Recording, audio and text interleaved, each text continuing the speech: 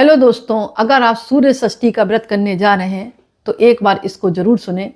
बहुत प्राचीन काल में राजा प्रियव्रत नाम के एक राजा थे। वे बहुत धर्मात्मा और न्यायप्रिय शासक थे, लेकिन उनके जीवन में एक ही दुख था कि उनकी कोई संतान नहीं थी। राजा और रानी ने अनेक यज्ञ किए, तप किया, व्रत किए, परंतु संतान की प्राप्ति नहीं हुई।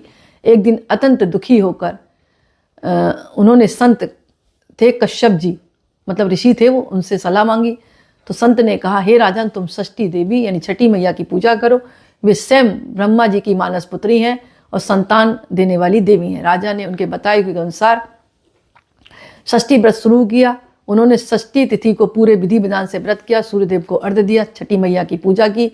छठी मैया प्रसन्न हुई, वरदान दिया कि हे राजन, तुम्हें एक तेजस्वी पुत्र प्राप्त होगा, परंतु ध्यान रहे उसका जीवन काल से 12 वर्ष का होगा। राजा को पुत्र प्राप्त हुआ, पूरे राज्य में खुशियां छा गईं। समय बीता, बात समझ में आ रही होगी आपको। राजा के तेजस्वी पुत्र हुआ, परंतु उसका जीवन से 12 वर्ष का था, क्योंकि ये बात माता जी कह गई थी, छठी मैया। राजा को पुत्र प्राप्त हुआ और पूरे राज्य में खुशियां छा गईं। समय बीता, पुत्र 12 वर्ष का हो गया। उस दिन उसका सर्वदंश से निधन हो गया। राजा और रानी बहुत दुखी हुए। उन्होंने उस बालक के शव को लेकर छठी मैया की शरण ली। रानी रोते हुए कहा, हे माँ, आप तो संतानों की रक्षा करने वाली हैं, कृपा करके मेरे पुत्र को जीवन दान दे। माँ छठी मैया जो है प्रसन्न हुई। हे रानी, तुम्हारे पूजा और सच्चे व्रत से, तप से, श्रद्धा से मैं प्रसन्न हूँ। उन्होंने बालक को जीवन दान दे दिया। तब से सूर्य षष्ठी का व्रत यानी छठ पूजा प्रारंभ हो गई। मान्यताएं अलग अलग हैं, अलग अलग कथा हो सकती है, कुछ ना कुछ मतभेद आपको हर कथा में दिखाई देगा, इसलिए आप संशय पर ना जाएं। मेन कथा का सारांश समझें कि छठी मैया का क्या महत्व है। तो सारांश यही कहता है कि जो व्यक्ति छठी मैया की पूजा करता है, सूर्य नारायण की पूजा करता है, छठ का व्रत रखता है यानी सूर्य षष्ठी का व्रत रखता है, उसके संतान की दीर्घायु होती है, संतान स्वस्थ रहती है, और संतान नहीं है तो जल्दी ही वो माता पिता बनते हैं।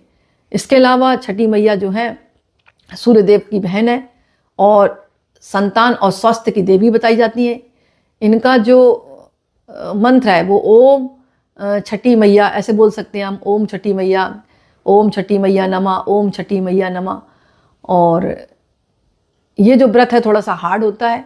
इनके हाथों में जो है कमल का फूल रहता है, और इनकी पूजा कर रहे हैं तो आप सूर्य नारायण भगवान की जरूर पूजा करें, क्योंकि उनकी बहन है, नहीं तो पूजा ग्रहण नहीं करती है।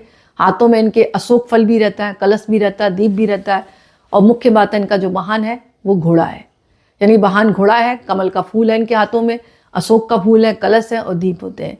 ये व्रत मन, वाणी और शरीर की शुद्धि के साथ करते हैं तो तत्काल फल मिलता है। व्रत करने से पापों का क्षय होता है, जीवन में